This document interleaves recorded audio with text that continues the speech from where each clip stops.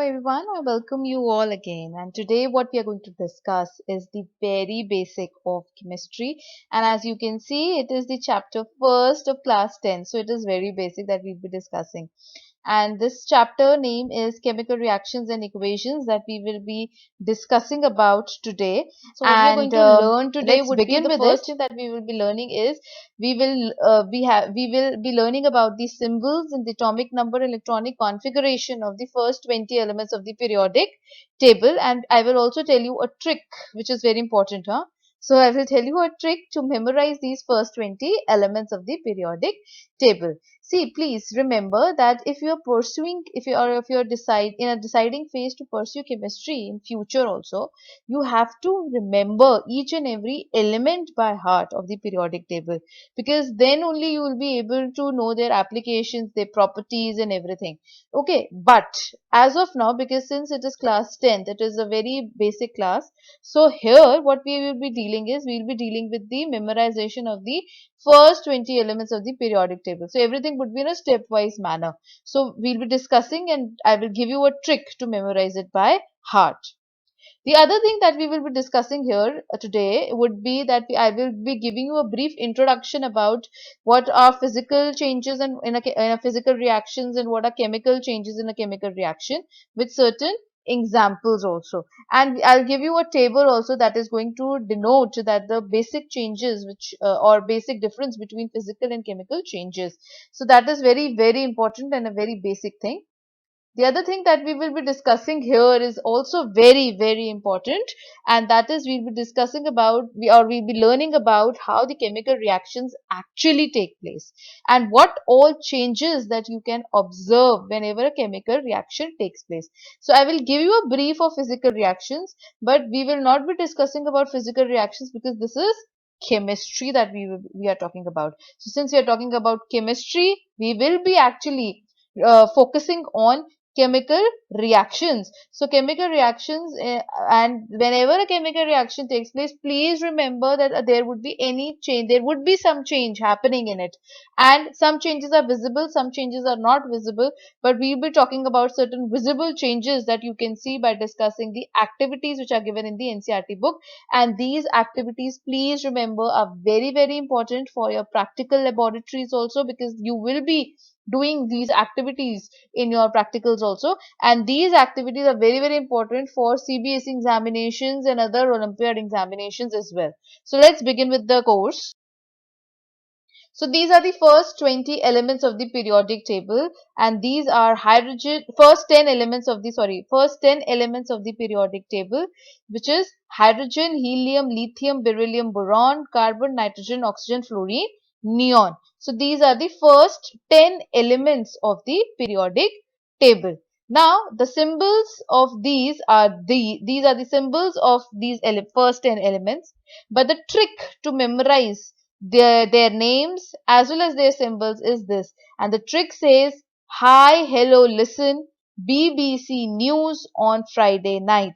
This is the trick that you need to memorize by heart in order to understand the symbol of the element and the name of the element. And this trick is only for first 10 elements memorization. Please remember this.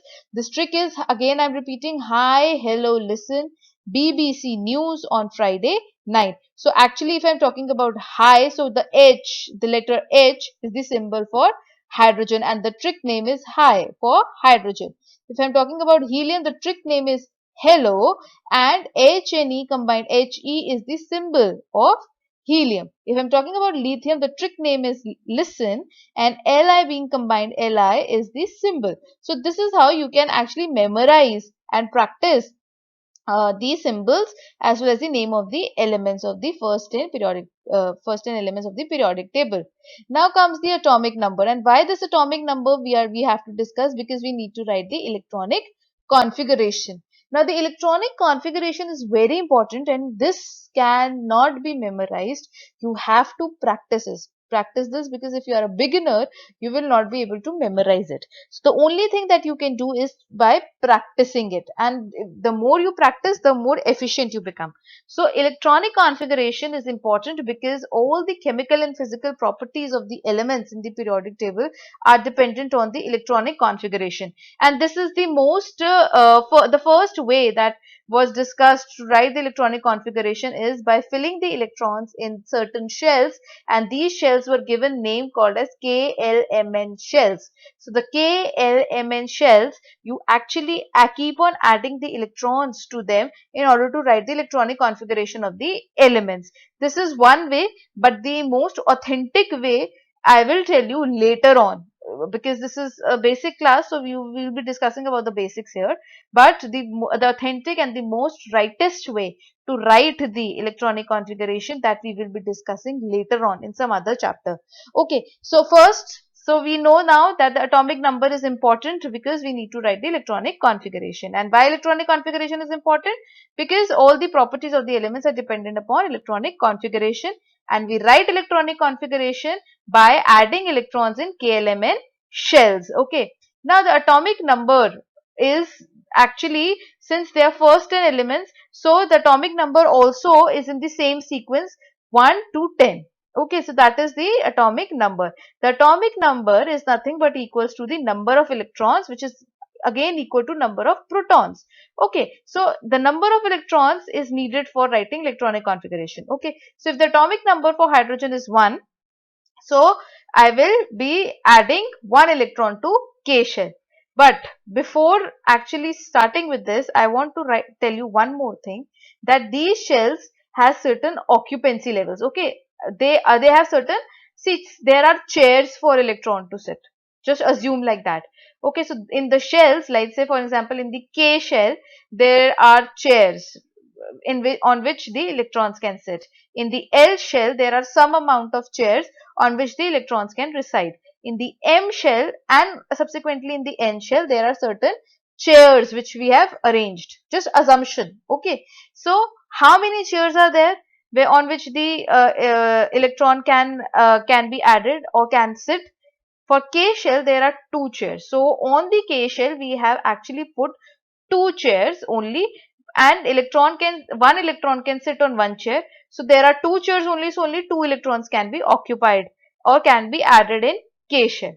For the L shell, I had put 8 chairs, let's say. So the maximum that L shell can occupy, the occupancy of the electrons in the L shell would be maximum 8. So 1 to 8 electrons can be, maximum 8 electrons can be resided in L shell. In the M shell, maximum electrons that can reside is 18 electrons. Okay, so this you need to remember.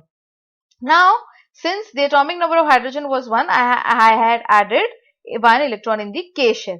Then the atomic number of helium is 2, so I have added 2 electrons in K shell, and now K shell is full. Now comes lithium. So for lithium, what we are going to do, the atomic number is 3. So I am going to add maximum 2 electrons can be added in K shell. So I have added maximum 2 electrons. 1 electron is still left, right? So that would be added in L shell. Because L shell is empty, I can add L shell electrons to L shell, and I can add maximum of 8 electrons to it. Okay, so I've added 1 electron in L shell. For beryllium, the atomic number is 4. So 2 maximum I've added in K shell. So the next 2 that is left would be added in L shell. So this is how you are going to keep on adding electrons in the L shell till the maximum of 8 electrons are added in L shell.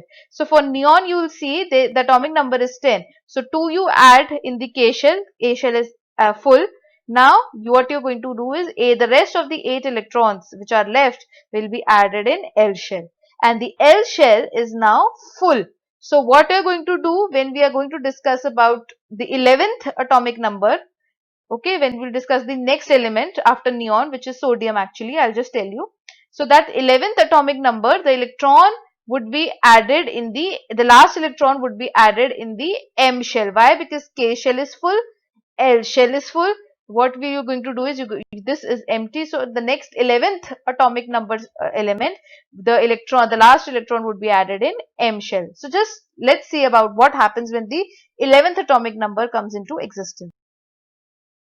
So these are the next 10 elements of the periodic table, starting from the atomic number 11 to atomic number 20. And these are sodium, magnesium, aluminium, silicon, phosphorus, sulfur, chlorine, argon, potassium, calcium.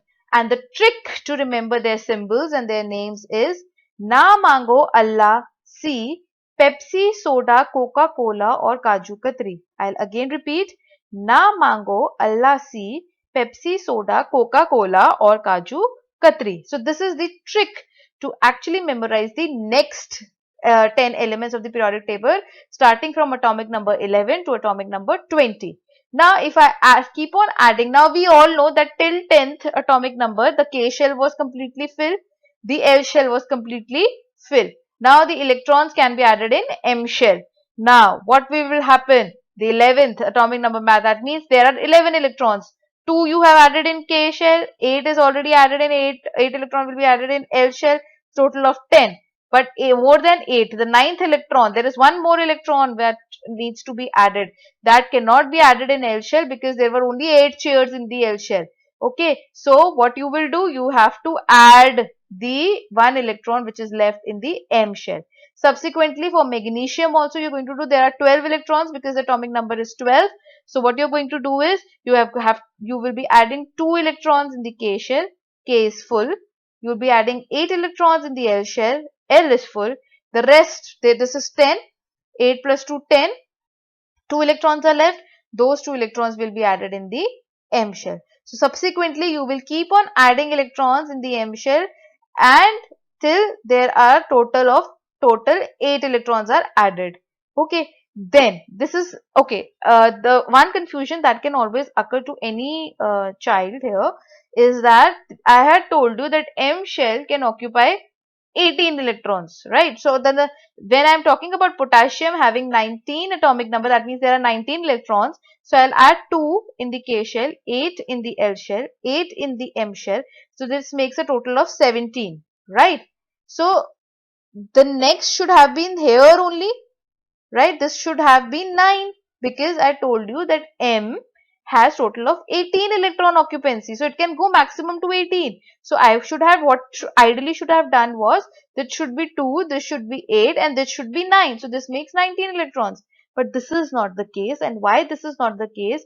This is the reason why we do not consider KLMN configuration.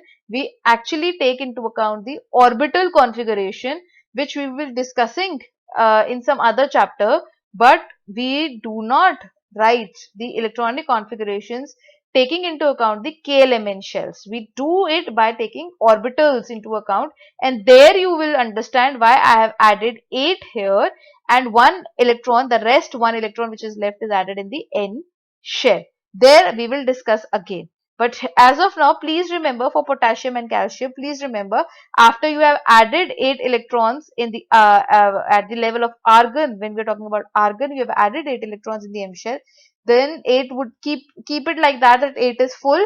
So for potassium, you'll be adding 2 electrons here, 8 electrons here, 8 electrons here. M, take it as a full thing, take it like that only.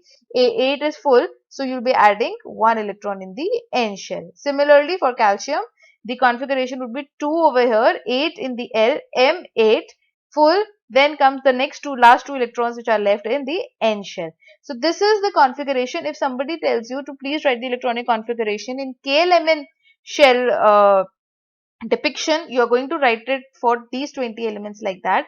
But later on, there is a subject to changes. We will discuss it later.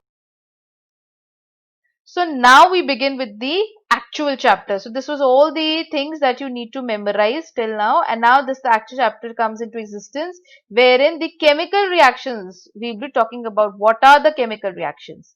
So actually chemical reactions are the reactions in which two or more substances, they actually combine or they react with each other under a certain set of conditions. And what are those certain set of conditions? That is at a particular temperature and pressure to give me the products. So whenever a chemical reaction takes place, So the two or more substances, they actually combine in the certain set of condition to give me the products. So in a chemical reaction, there would be certain chemical changes that will definitely occur.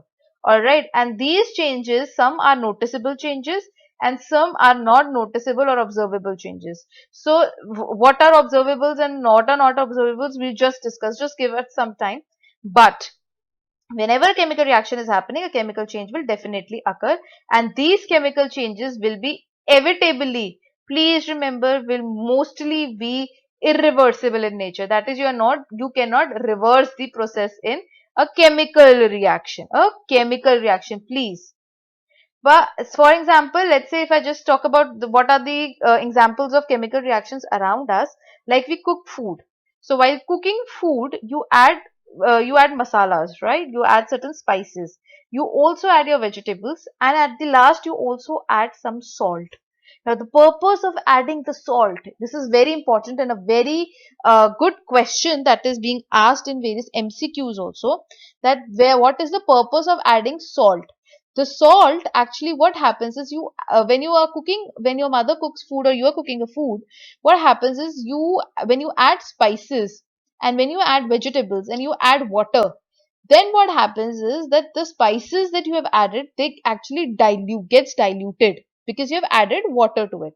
So the taste of the spices, the taste of the herbs will not come out because they have become diluted. So in order to enhance their taste, what happens is we add salt, because salt has a tendency to absorb water.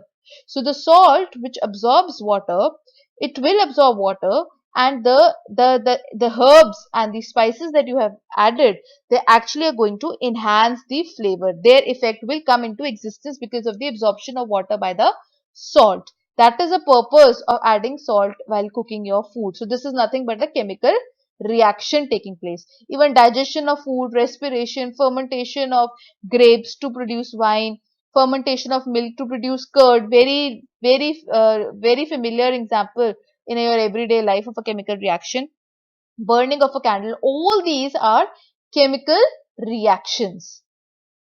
But there are certain, apart from these chemical reactions, there are certain physical changes also, or a physical reaction can also occur.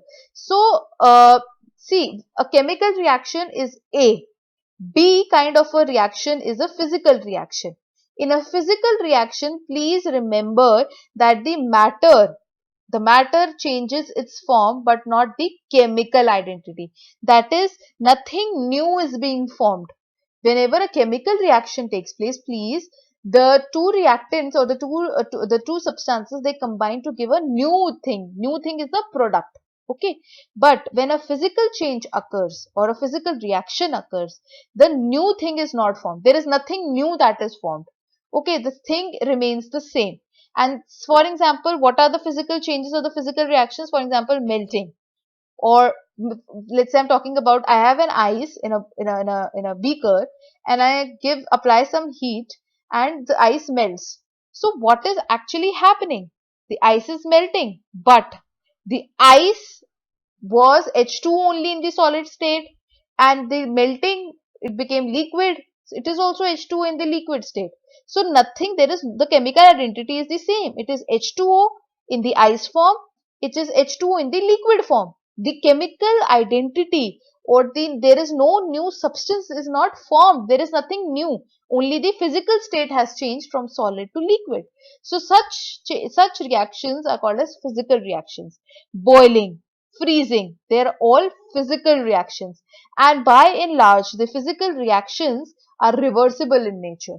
Okay, so obviously if I actually cool down, if I keep this liquid this I have formed, uh, I just keep it in the fridge, it will again become ice. Okay, so these reactions, the physical changes, are always reversible in nature. So what are the basic differences between a physical reaction and a chemical reaction? So a physical reaction, please remember, no new substance would be formed. I am just emphasizing on these words. No new substance would be formed when a physical reaction takes place. And when a chemical reaction takes place, there will be obviously the formation of new substances. So this is one point. The other point is, so these reactions, the physical reactions, are reversible in nature by far, but there are certain exceptions. For example, I cut lemon. Now when I'm cutting lemon, this is an example of a physical reaction, okay, because nothing new is being formed. The form is only changed, right? So the cutting of the lemon is not reversible. I cannot just the cutted lemon cannot be again made the whole lemon which it was. I cannot uh, paste them together. Okay, the slices cannot be pasted together, right? So cutting of the lemon is an exception to to the reversibility criteria of the physical reaction.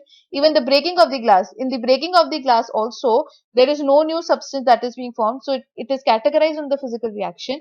But breaking of the glass also is an exception, wherein if a glass is broken, it cannot be made again, right? So the broken glass pieces would be there. So breaking of the glass is also an exception to the reversible criteria of the physical reaction.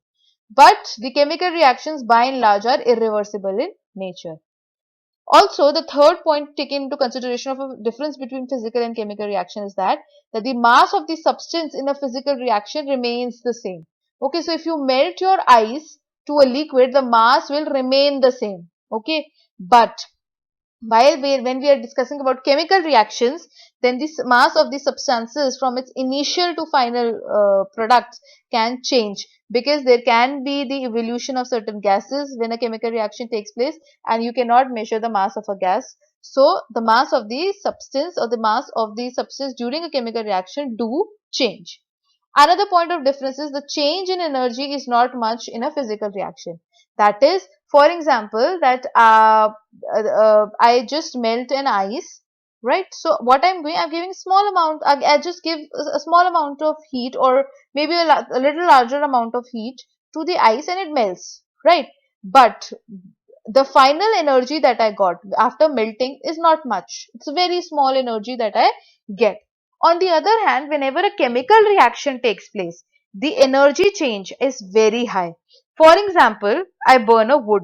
Now, when we burn wood, what happens is, burning of a wood is a chemical reaction. Okay, because wood actually has certain, wood is made up of hydrocarbon particles. So the hydrocarbons, which contains carbon, hydrogen and oxygen in certain amount, it reacts, the hydrocarbons in the wood, they react with oxygen to give me carbon dioxide and water. So it's a chemical reaction because the hydrocarbons have changed its form, okay, to carbon dioxide and water. So it's a, and new substances are formed, which is carbon dioxide and water. So it's a chemical reaction. So when I burn wood, burning of a wood takes a small matchstick only to burn, which is small amount of energy. But when actually wood burns, it gives you a large amount of energy, because carbon dioxide is coming out, heat is coming out, light is coming out. So a large amount of energy is produced when your hydrocarbons in the wood gets oxidized to carbon dioxide and water. So the energy change from final to initial, from initial to final, that energy change in a chemical reaction is very high. So these are the certain the example differences which you can see between the physical reaction and a chemical reaction. So whenever a chemical reaction takes place, by now we know that the identity of the initial substances, or we call as reactants in a chemical reaction, they change. Now what are the observable change? Whenever a chemical reaction is happening, there is a change in the reactants. Okay, there is change in the identity of the reactants. And what all the changes there are certain changes that can be observed, there are certain changes that cannot be observed. What are the observable changes? So let's understand the observable changes by taking into example certain activities. So this activity is there in your book, which describes that there you have taken a cleaned magnesium ribbon about 2 centimeter long, and it needs to be clean. I'll just tell you why it needs to be clean. So you take a clean magnesium ribbon, and how you can clean it? Using a sandpaper. So clean the magnesium ribbon, cut it 2 centimeter long, and then hold it with a pair of tongs. So these are called as tongs, right? So when you hold it with a pair of tongs and you burn it using a Bunsen burner. So when you use it using a Bunsen burner, what is going to happen actually? The magnesium ribbon will react with the oxygen, right? And it will give me magnesium oxide. Okay. So what is going to happen? What for the observation that you will see first, that would be first thing that you're going to see is that the magnesium ribbon burns with a dazzling flame. Okay. So there would be the burning of this magnesium ribbon would be in a dazzling way, and it would be a white flame. And this magnesium ribbon will eventually turn into a white powdered form, which you can actually collect in a crucible. The two observations that you will see when you actually burn your magnesium ribbon using tongs using and a Bunsen burner, what you will see is that this the flame is going to be a white flame with a dazzling sound, and the magnesium that you are, or the ribbon, would actually become in a white powdered form, which you can collect using a crucible. So what has actually happened is there is a formation of magnesium oxide. So magnesium has reacted with the oxygen in the air to give me white powdered magnesium oxide. And since the reactants, the magnesium and oxygen, they are reactants, this is the product magnesium oxide. So the reactants are different. The properties of the reactants, the identity of the reactants is different from that of the product. So we say that a chemical reaction has taken place and white powdered magnesium oxide is formed. Now, what is the reason you have cleaned your magnesium ribbon? This is a very good question again. What is the reason to actually clean your magnesium ribbon? You need to clean your magnesium ribbon before burning in the air, because the magnesium metal is highly reactive metal. So what it does is, if magnesium ribbon is put outside, as such, what is the magnesium ribbon is going to form a thin oxide layer, and when it reacts with oxygen. Okay, so the magnesium ribbon, when kept on the table, on the desk, or in some vessel also, this magnesium ribbon is so reactive, that it actually reacts with the atmospheric oxygen and forms a thin oxide layer. But if it is already having a thin oxide layer, and if you try and burning it using a Bunsen burner, it will never burn. Why? Because the oxide layer is already there. There is no magnesium, there is an oxide layer. So your magnesium ribbon will not burn. So first we need to remove that oxide layer which is formed over the magnesium ribbon. So that oxide layer is actually being rubbed off using a sandpaper. What you get now is the clean magnesium ribbon without the oxide layer, and now you can burn it using a Bunsen burner. Then only magnesium oxide would be formed, and you can visualize the activity that you can see. So this activity actually shows a chemical reaction example. Okay. Another activity, this activity is also there in your NCERT book, and this activity describes about the change in the color. How you can observe a change in color, okay, during a chemical reaction. So this activity, first, you are going to take a test tube, and to that you will add small amount of lead nitrate. A PbNO3 twice is a lead nitrate solution. So you are going to add maybe 2 to 3 drops of, or 1 or 2 ml of lead nitrate solution in a test tube. Then what you are going to do in step 2, you are going to add to this lead nitrate solution which you have taken in the test tube, you are going to add drop wise, 1 or 2 drops or 3 drops maximum, add potassium iodide solution to this. Okay. So what is going to happen? What you are going to observe? You are going to observe some yellow precipitates in the test tube. And why this yellow precipitate is formed? This yellow precipitates are formed because of the formation of lead iodide. So this lead iodide, how it is formed? Because your lead nitrate solution has actually reacted with potassium iodide solution to give me what the lead iodide precipitates, and potassium nitrate remains in the solution. So this is another example of a chemical reaction wherein the identity of the reactants has completely changed now, and the observable change that you can see is the change in the color, that is a yellow precipitate formation in the test tube would be C. And please remember, when we are actually talking, when we write precipitates or something which is there in the solution, inside the solution we put an arrow like this downwards. Okay, so this arrow tells that the precipitates or any precipitates that are there, they are in the solution itself. They are not gone out of the test tube. They are in the solution itself. So we put it a downward arrow. Okay. The third activity is another example of a chemical reaction, And this example, this activity is going to describe the evolution of a gas. That is the thing that you can again observe. So in this, what you're going to do, you're going to take small amount of zinc granules in a test tube. Take a spatula of zinc granules in the test tube. To this, please add dilute hydrochloric acid, or you can add dilute sulfuric acid. Any of the two you can add, either hydrochloric acid or sulfuric acid. Now what will you observe? You are going to observe certain bubbles coming out of the solution in the test tube. And these bubbles are nothing but the bubbles of hydrogen gas evolving around the zinc granules. So what is the reaction actually taking place? The reaction is that your zinc granules, they react with dilute hydrochloric acid to give me zinc chloride, and hydrogen gas would be evolved. Then something is evolved, it is coming out of the test tube, so we put an arrow upwards describing it is coming out of the test tube or the vessel in which you are conducting the activity. So what you will observe, the observable thing that you will is going to do is, you will see, is the bubbles of the hydrogen gas is going to come out. And also the next thing that you are going to observe is that the temperature of the solution is going to increase. So if you touch the test tube, you will see that it has become little warmer. So this is also another example of a chemical reaction. So now we are in a position to answer this question, that what are the observations that help us to determine whether a chemical reaction has taken place.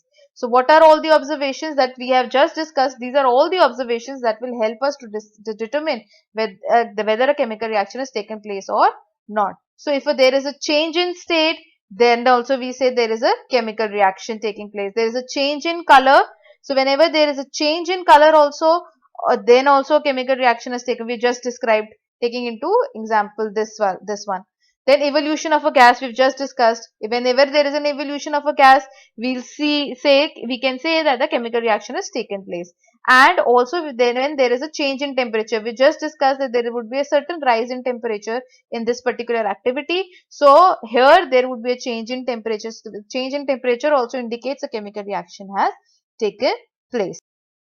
So thank you all. This is all for today. We'll do more in the next part. Thank you.